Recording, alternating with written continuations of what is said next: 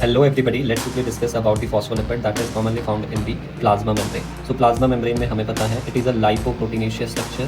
तो उसमें क्या क्या प्रेजेंट रहेगा? As the name suggests, lipids present रहेंगे and proteins प्रेजेंट रहेंगे. So most common lipids among all lipids, most common lipid that is found in plasma membrane is phospholipid, and most common phospholipid among all phospholipids is the phosphatidylcholine, जिसे हम लेसिथ भी कहते हैं. क्या मतलब है कि सब लिपिड्स में से मोस्ट कॉमन लिपिड क्या है? That is the phospholipid. वो फॉस्फोलिपिड होगा हमारे पास. एंड जो हमारे पास फॉस्फोलिपिड्स भी हैं, फॉस्फोलिपिड्स किस किस तरह के हैं? Phospholipids like phosphatidyl ethanolamine, phosphatidyl serine, phosphatidyl inositol and last but not the least phosphatidylcholine. Most common type कौन सा है जो सबसे ज़्यादा पाया जाएगा? That is phosphatidylcholine. इसे हम लेसिथिन भी कहते हैं एंड फॉस्फेटिडिल इथेनोलामीन का भी पूछ लेते हैं, इसे हम सेफेलिन भी कहते हैं. राइट.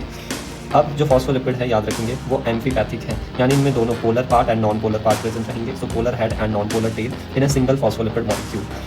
हेड पार्ट जो है वो पोलर है और साथ ही साथ में पोलर है तो हम बोल सकते हैं हाइड्रोफिलिक है. टेल पार्ट हाइड्रोफोबिक है एंड नॉन पोलर है. लिपिड जो हैं वो बाइलेयर की फॉर्म में अरेंज रहेंगे, outer leaflet and inner leaflet की फॉर्म में. हम इस डायग्राम में देख सकते हैं अभी भी जो हमने बातें की कि फॉस्फोलिपिड जो है, एक फॉस्फोलिपिड की अगर हम बात करें तो यहाँ देख सकते हो ये हेड पार्ट है और ये टेल पार्ट है.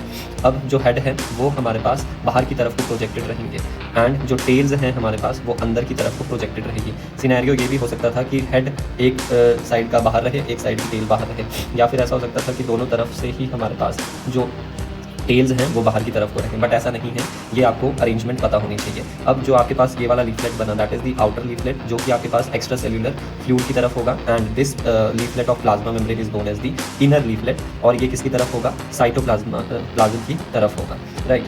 अब जो हमारे पास कार्बोहाइड्रेट्स हैं वो ग्लाइकोकैलिक्स की फॉर्म में प्रेजेंट रहते हैं और वो सिर्फ याद रखना है outer surface of plasma membrane पे ही प्रेजेंट रहेंगे in form of glycolipids and the glycoproteins. यानी जो शुगर मॉलिक्यूल्स हैं वो लिपिड्स के साथ अटैच हो जाएंगे या फिर वो प्रोटीन्स के साथ अटैच हो जाएंगे. और इन ग्लाइकोकैलिक्स का फंक्शन है हमारे पास एंटीजेनिक प्रॉपर्टी प्रोवाइड करना और सेल रिकॉग्निशन में ये हेल्प करते हैं. अब ये देख लेते हैं जो hydrophilic part and hydrophobic tell है उसमें बेसिकली है क्या क्या present. If you talk about the hydrophilic head part, तो हाइड्रोफिलिक हेड पार्ट सबसे पहले हमारे पास ग्लिसरॉल बैकबोन, जो कि ग्लिसरॉल क्या है? ग्लिसरॉल हमारे पास एक पॉलीहाइड्रोक्सी अल्कोहल है. ठीक है. उसके साथ अब जब हम फॉस्फोलिपिड बोल रहे हैं तो उसमें ऑब्वियसली फॉस्फेट होगा और एक हमारे पास हेड ग्रुप होता है जैसे choline. If you talk about phosphatidylcholine में हमारे पास जो हेड ग्रुप है जो डिफरेंट होगा, ये दो तो हमारे पास सेम रहेंगे, फॉस्फेट एंड ग्लिसरॉल सभी फॉस्फोलिपिड में. हेड ग्रुप आपके पास कोलिन होगा यहाँ पे.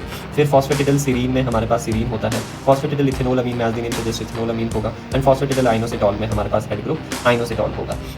अब इस head group this is the complete head group. इस हेड ग्रुप से हमारे पास क्या जुड़ी रहती है? फैटी एसिड चेन्स हाइड्रोफोबिक, जो कि आपके पास सैचुरेटेड भी हो सकती है एंड अनसैचुरेटेड भी हो सकती है. So this is all about the phospholipids found in plasma. For more such videos and concepts, do like, share and subscribe.